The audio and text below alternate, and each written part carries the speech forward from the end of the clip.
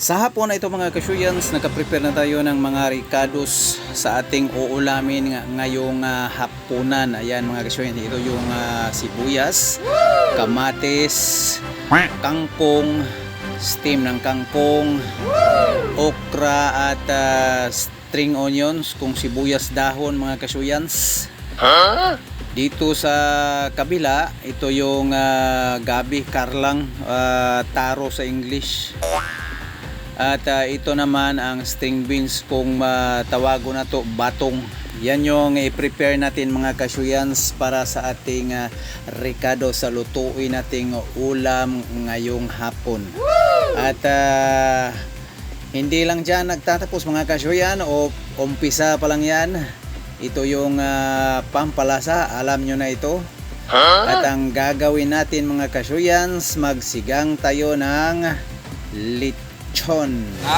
May natira kaming lechon mga kasyuyan. Ayan o, mga balat-balat ng lechon, mga buto-buto, at tinagod-tagod ko at gagawin natin yung ulam ngayong hapon. Yan mga kasyuyans, magsigang tayo.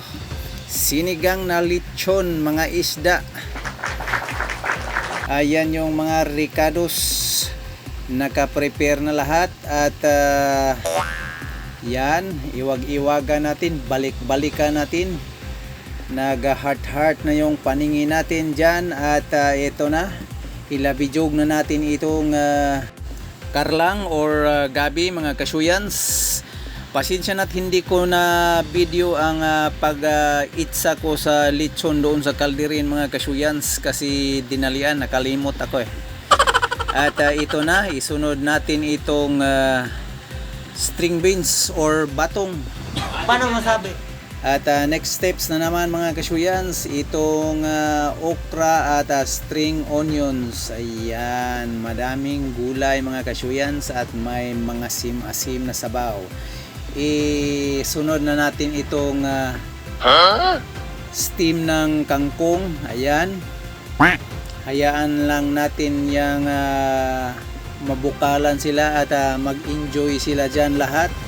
At eto, nothing but the rest, ang dahon ng kangkong.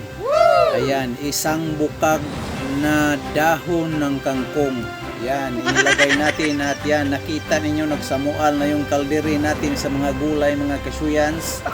Nagkuha tayo sa git ng luwag.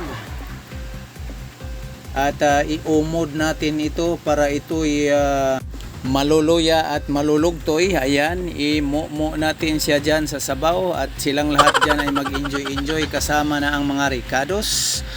At yan ang ating ganap for today's video. Ako wag mo rin lolo ko eh.